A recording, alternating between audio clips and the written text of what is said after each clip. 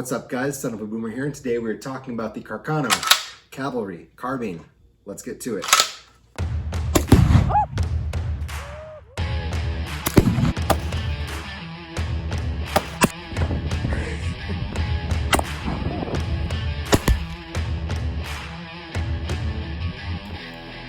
I don't think he made it. I love learning about historical firearms. New guns, new gear, that's all very good and fine. I'll take it most days. But I love learning about where these guns came from and how far we've come in terms of firearm technology. Growing up, if I were to look at an ad for a local sporting goods store, I would often see ads for milsurps that were, $100, $150, $200, somewhere in there, usually in the forms of SKSs or Mosins. But unfortunately, I was never able to take advantage of those sorts of sales because I committed the sin of being about 10 to 12 years old at that time. So never got a chance to take advantage of those amazing prices for those guns. Now, as I've gotten older, those guns are now, $500 or much more.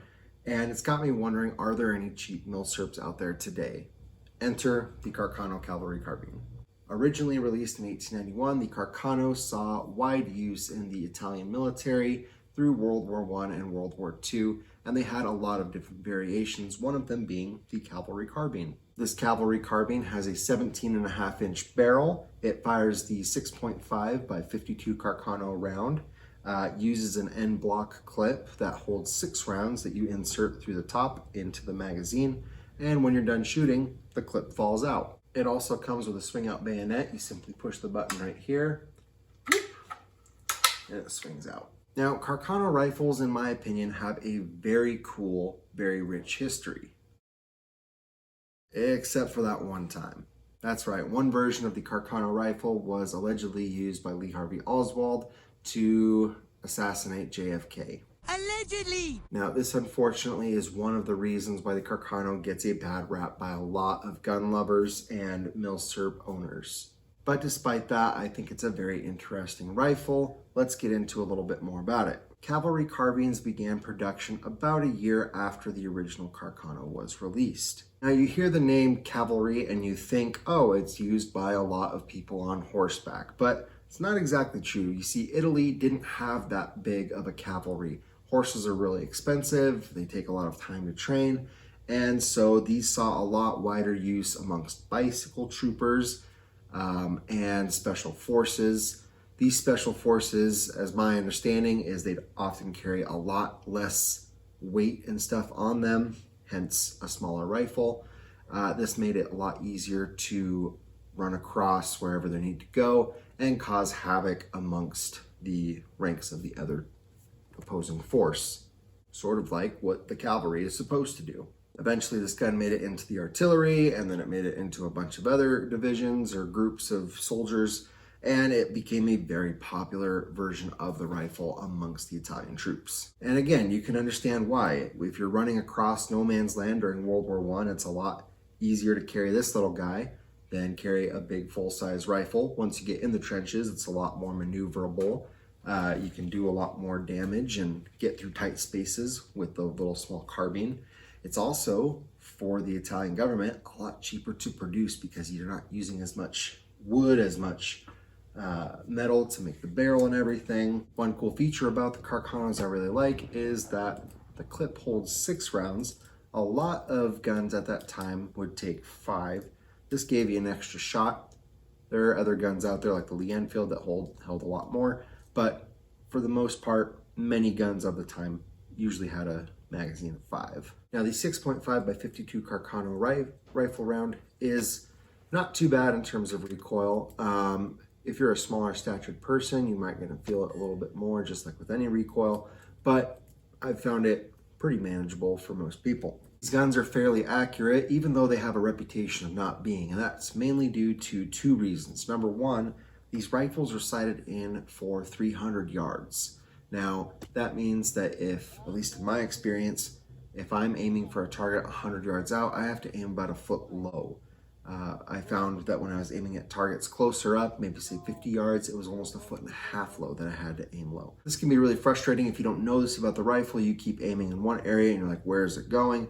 So when you first get one, if you first get one, get a big target, figure out where to hold on the rifle. But once you have where you're supposed to aim, I find that it groups pretty nicely. Hey guys, you might have noticed that I'm in a different shirt. That's because it's a different day. I realized that I made a mistake when talking about the second reason why Carcanos are inaccurate, so I came back out here to quickly correct the record. The second reason why Carcanos are often given a bad rap when it comes to accuracy is that manufacturers, especially early on, were using the wrong caliber bullets. If you'd like to learn more about that specific problem, you can go ahead and find out a lot more information online. But now that that's cleared up, let's talk about the ammo for this rifle. One negative I'll say about the Carcano is the ammo. Now there's two reasons for that. One, the ammo isn't exactly cheap. You know, early days of buying milsurps, you could pick up a ton of ammo for super cheap for a lot of guns. The Carcano, you're going to run about $30 per box for just plinking ammo, at least in my area. Now it's not like a ton of money, but it's definitely not cheap. The second reason I'll put a negative on this rifle for the ammo is it's difficult to find. I went to probably, I don't know, 6 or 7 gun stores in my area, just, you know, kind of browsing, see if I could find any of this Carcano ammo. So when I can't find ammo in the area, I went to Guns and Gear in Idaho Falls. Not sponsored by them. They're just a place that I've gone several times that I've had good experiences with, and they had it. They had 2 boxes left, so I bought them. And again, runs you a little bit expensive, especially when you're first plinking and you're trying to figure out where to hold with that rifle. It can be kind of pricey and it's difficult to find. So another negative I'll put towards the Carcano, at least for some people, is the looks. The Carcano is not the prettiest of rifles. It's got a really short, kind of funky looking stock. When you flip the bayonet out, it kind of has this weird downward angle that throws a lot of people off. The sights are weird. It's not as clean and polished up like a lot of rifles from that era. Now, part of that is because I haven't cleaned and polished it up really nice either. They also have this kind of weird looking, like, added front handguard up top that looks kind of out of place, like it was added on like last minute, and that's because it actually was. When they first started coming out with these, this piece of wood up here wasn't there.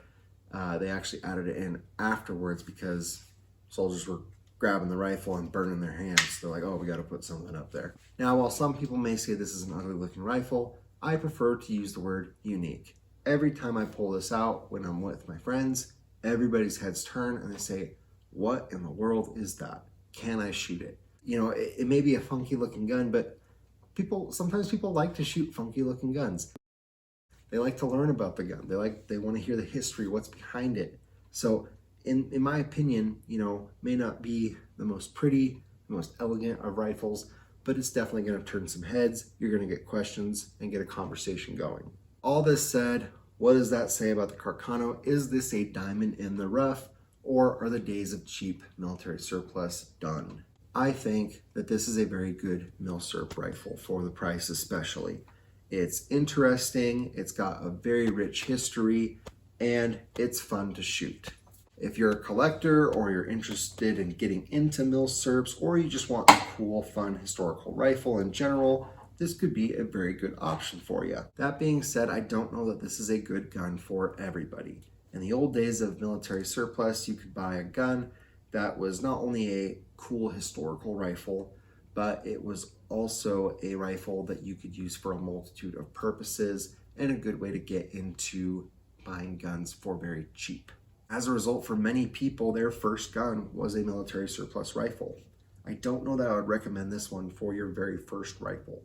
Ammo is kind of difficult and it's kind of expensive to find, and the aiming for this rifle is a little bit funky if you're not used to shooting. So I'd recommend maybe getting something a little bit more mainstream, get yourself a good rifle, and then when you're ready to get into milsurps, this might be a good starting point. All that to say, this is a very cool gun with a lot of interesting history. I'm happy to have it as part of my collection. But as always, what do you guys think? Is this a cool gun with a lot of cool history, or is it a piece of garbage? Let me know down in the comments. If you enjoyed this video today, make sure you leave a like and consider subscribing. I cover a variety of different gun topics on this channel, but my main focus is towards and geared towards beginners and new gun owners. So if that's something you're interested in, please leave a like, comment, and subscribe.